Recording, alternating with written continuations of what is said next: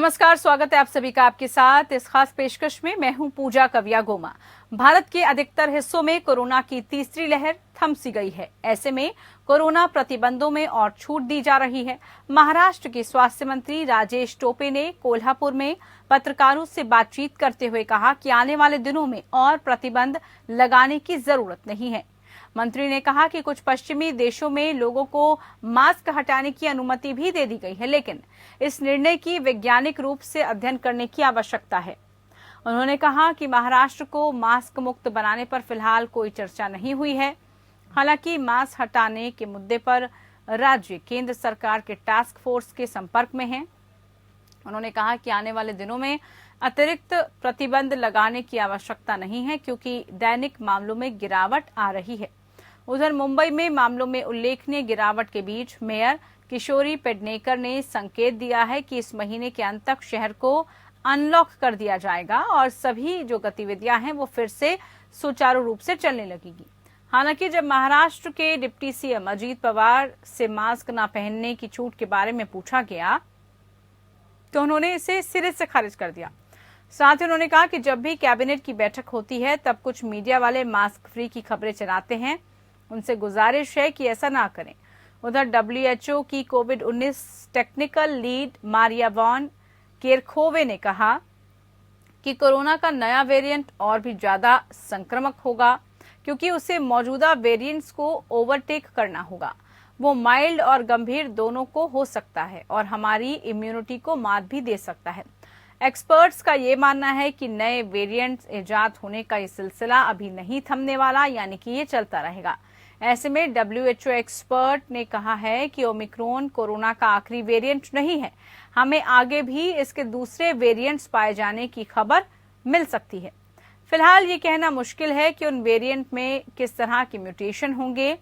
Nature journal की एक report में वैज्ञानिक जेसी ब्लूम ने कहा है कि कोरोना वायरस कभी खत्म नहीं होगा। ये एंडेमिक स्टेज में आ जाएगा, यानी वायरस कमजोर हो जाएगा और लोग इसके साथ जीना सीख लेंगे। ये एक आम बीमारी हो जाएगी।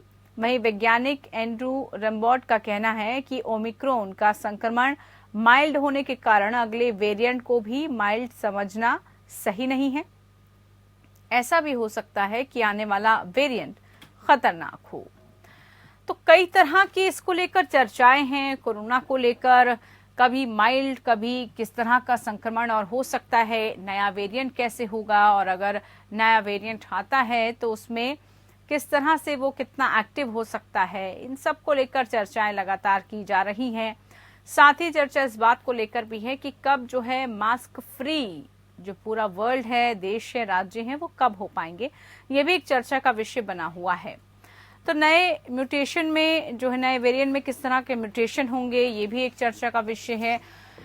साथ ही साथ कोरोना को लेकर जो प्रतिबंध लगातार लगाए गए हैं, उन प्रतिबंधों में और कितनी छूट देने की जरूरत है। हालांकि समय समय पर कहा जा रहा है कि और छूट मिलती रहेंगी, और ये भी कहा गया है कि शायद जल्दी वो वक्त आ जाएगा जब अनलॉक भी किया जाएगा तमाम राज्यों को। लेकिन उससे पहले जो एहतियाती कदम है वो उठाए जाने की जरूरत है। क्या वाकई में ये जल्दबाजी है अभी ये कहना कि अभी मास्क फ्री हो जाएं, क्योंकि अभी भी खतरा टला नहीं है। हम देखते हैं कि जैसे ही थोड़ी सी स्थिति सामान्य होने लगती है, जैसे अभी हमने देखा नया वेरिएंट आ जाता है, ओमिक्रॉन जैसा नया वेरिएंट आया। हालांकि उतना वो घातक नहीं रहा, माइल्ड रहा, लेकिन उसके बावजूद भी संक्रमण दर कितनी तेजी से फैली। फिर से वही परिस्थितियां आ गई थी, लॉक करना पड़ा, सब जगह पर लॉकडाउन लगाना पड़ा, बहुत सारी पाबंदियां लगाई जाने लगी। स्कूल, कॉलेज, तमाम दुकानें, बाजार, सबको बंद करना पड़ा। तो क्या इस तरह की जो प्रक्रियाएं हैं वो चलती रहेंगी? और एक जो बात अब ये कही जा रही है कि हमें कोरोना के साथ ही जीना सीखना होगा और उसी को लेकर हमें चलना होगा।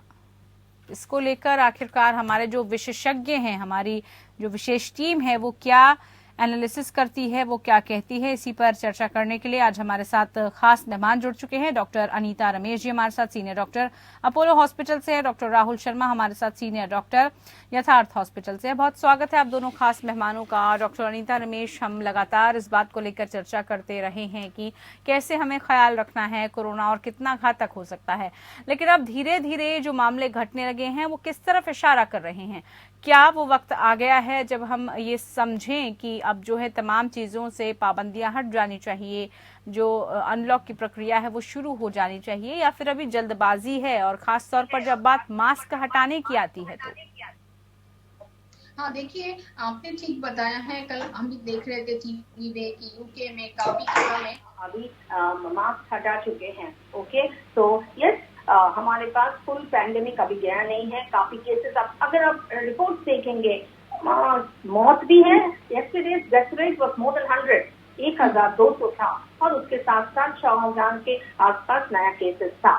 तो इसी हिसाब से जो हमारे पास होते हैं कि केसेस भी है, इट्स नॉट कम्प्लीटली जीरो, और उसके साथ साथ मौत भी हो रहा है कोविड के वजह से। तो we are not out of the pandemic. Yes, pandemic में हमारा केसेस कम हो रहा है। शायद हम लोग पीक को होने के बाद नीचे आ रहे हैं। और आपने जो बताया है कि एंडेमिक सिचुएशन के बारे में, कि एंडेमिक होने के समय क्या होता है, हमारे पास हर्ड इम्यूनिटी बन जाता है। हर्ड इम्यूनिटी बनते हैं कैसे? काफी आदमियों का जब इन्फेक्शन होता है, उसके साथ साथ जब हमारे पास वैक्सीनेशन तेजी से हो गया, एटलीस्ट लाइक अब देखिए हमारा 97% ऑफ द सिंगल डोज लग चुके हैं, as well as double dose 77%। बच्चों को अभी 15 के नीचे वैक्सीनेशन शुरू नहीं हुआ, तो we have not completed the vaccination schedule. हमारा केसेस कम हो रहा है, बट इट्स नॉट जीरो। हमारे पास मौत भी हो रहा है, 1000 ऊपर आदमियों का मौत हो रहा है। तो we are still inside the corona virus pandemic, we are not come out of it. इसीलिए यस, धीरे से रेस्ट्रिक्शन निकालना है, मास्क दूरी जरूरी है। एकदम अभी नहीं है कि टाइम हो नहीं है हमारे देश में कि हम लोग मास्क उतारते। वैक्सीनेशन फुल 100% करना है, तो और वेट करना है जब तक हर्ड इम्यूनिटी। और आप जैसे बताएं, हम लोग को we have to live with the virus, okay, because एक साधारण क्रॉनिक इन्फेक्शन जैसे हाइपरटेंशन, डायबिटीज, उसके जैसा होगा कि सब आदमी जीते हैं, चलते हैं, दवा खाते हैं, और उसके साथ लाइफस्टाइल बदल करके दिखते हैं। I think we are approaching to that area, and I don't think so we can come out completely from the virus. बिल्कुल अनीता जी, आपने ये बात बहुत महत्वपूर्ण कही है। डॉक्टर राहुल, ये बिल्कुल अभी फिलहाल नहीं कहा जा सकता कि जो नया वेरिएंट आ सकता है या नया म्यूटेशन होगा वो कितना घातक होगा। चर्चाएं इसको लेकर लगातार होती रहती है, शोध लगातार हो रहे हैं। आपका एनालिसिस क्या कहता है? अभी भारत में किस तरह की स्थिति है? क्योंकि हम कंपेयर नहीं कर सकते वर्ल्ड वाइड अपने देश को। हर जगह के जो है एटमॉस्फेयर अलग है, जीवन शैली लोगों की अलग है, और वेदर सब कुछ चेंज है।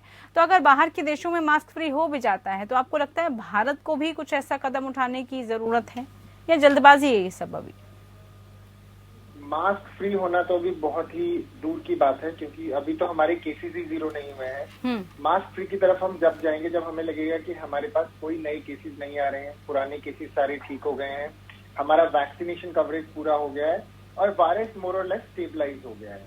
तो सबसे बड़ा फैक्टर जो मास्क फ्री होने की बात हम कर रहे हैं, या हम बात कर रहे हैं कि चीजें ठीक होने लगी हैं, उसमें सबसे बड़ा फैक्टर है वायरल रेप्लिकेशन, और जिसमें म्यूटेशन आना लाजमी है। ये वायरस का नेचर है कि वो कभी कभी धीरे म्यूटेशन लाएगा और कभी कभी तेजी से म्यूटेशन लाएगा, जिसको genetic drift and genetic shift कहा जाता है।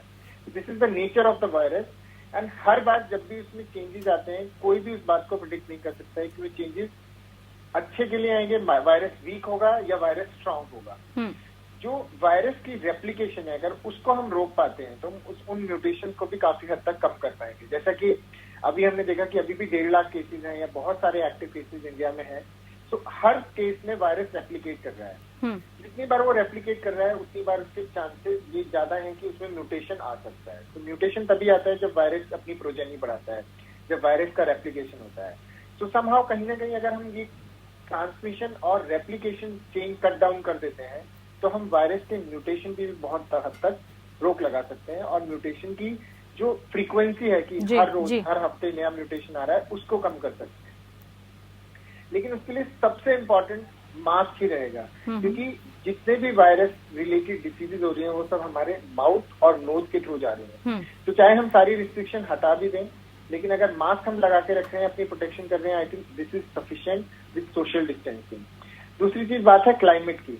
तो अगर हम क्लाइमेट की बात करें तो वायरस के लिए सबसे अच्छा क्लाइमेट इंडिया में ही है, जहाँ पॉपुलेशन बहुत ज्यादा है, ओवर क्राउडिंग बहुत ज्यादा है, हम ट्रॉपिकल कंट्रीज में आते हैं, humidity, change of weather, cold, extreme cold, सब चीजें हैं हमारे पास जहाँ वायरस आराम से पनप सकता है। तो हमें ये देखना बहुत जरूरी होगा कि अभी चाहे चीजें कितनी भी अच्छी और उभरती हुई लग रही है, लेकिन हम लोगों को अपना मास्क और कोविड अप्रोप्रिएट बिहेवियर बराबर रखना है, वैक्सीनेशन की तरफ ध्यान देना है, क्योंकि अभी हमें ये नहीं पता कि कितनी बार म्यूटेशन होगा, कितने वायरस आएंगे, बूस्टर डोज कब कब रिक्वायर्ड है, ये सब अभी रिसर्च का विषय है। और जैसे जैसे टाइम बीत रहा है उसी के साथ हम लोग भी लर्न कर रहे हैं और उसी के साथ नई नई गाइडलाइंस गवर्नमेंट और इंटरनेशनल बॉडीज बना रही हैं। सो अभी वो स्टेज नहीं आया है जब हम बोलें कि हम सब लोग मास्क फ्री हो सकते हैं, बट यस, हम लोग मास्क के साथ वायरस फ्री होने की तरफ बढ़ सकते हैं, या वायरस को इतना वीक कर सकते हैं कि वो एंडेमिक रह जाए और कभी कभी हो। जैसे कि बात करें 2018 में स्पेनिश फ्लू आया था, फ्लू आज भी लोगों को होता है, लेकिन वो इतना वीक हो गया है कि हम उससे बॉदर ही नहीं करते हैं, हल्का फुल्का सर्दी जुकाम होता है, चला जाता है। 2009 में H1N1 आया था, उसने भी बहुत तबाही मचाई थी, लेकिन अब वो एंडेमिक हो गया है, सीजनल हो गया है, बहुत कम आता है, लेकिन स्टिल उससे भी कुछ डेथ हो जाती है। सो अगर ये इस लेवल पे भी आ जाता है कि एंडेमिक है हो जाता है या सीजनल हो जाता है, वो एक बहुत बड़ी उपलब्धि है। डॉक्टर अनीता रमेश, आपको लग रहा है कि अब धीरे धीरे जो गाइडलाइंस पहले थी या फिर जो पहले स्ट्रिक्टनेस की गई थी उसमें अगर थोड़ी बहुत लीनेंसी बढ़ती जा रही है, उसमें ढिलाई बढ़ती जा रही है, तो वो सही है? और खुद महाराष्ट्र में तो ये कहा गया है कि शायद 1 महीने के बाद तमाम चीजें अनलॉक ही हो जाएंगी, क्या ये सही कदम आपको लग रहा है?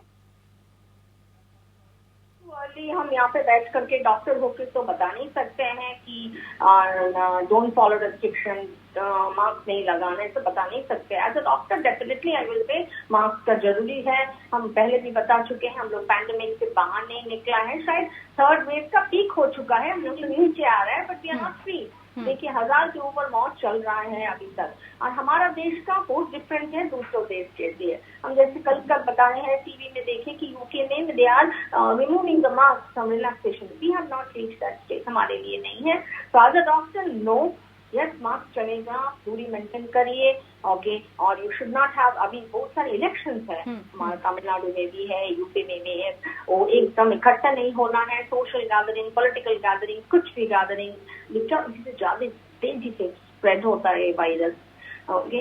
तो इसके साथ साथ यस वैक्सीनेशन भी बढ़ाना है, क्योंकि सबको I think we should open third dose for everybody, सबके लिए थर्ड डोज ओपन कर देना चाहिए, क्योंकि वैक्सीन भी है हमारे पास, ओके। अगर नहीं ओपन करेंगे तो शायद इट मे गो वेस्ट, है ना। डिस्कशन इज गोइंग ऑन, 15 साल के कम बच्चों को भी वैक्सीनेशन शुरू हो जाएगा। तो अगर ये वैक्सीनेशन शुरू हो जाएगा, थर्ड डोज सबके लिए ओपन कर देंगे, ओके। उसके साथ साथ थोड़े दिन के लिए mask, distance and avoid social gathering, political gathering, शादी में, फ्यूनरल में जैसे ज्यादा आदमी आते हैं, उस सब थोड़ा बहुत रेस्ट्रिक्शन चलना चाहिए, ओके। कि अदरवाइज अगर फोर्थ वेव आ जाएंगे तो कैसे आएंगे तो पता नहीं है। बिल्कुल।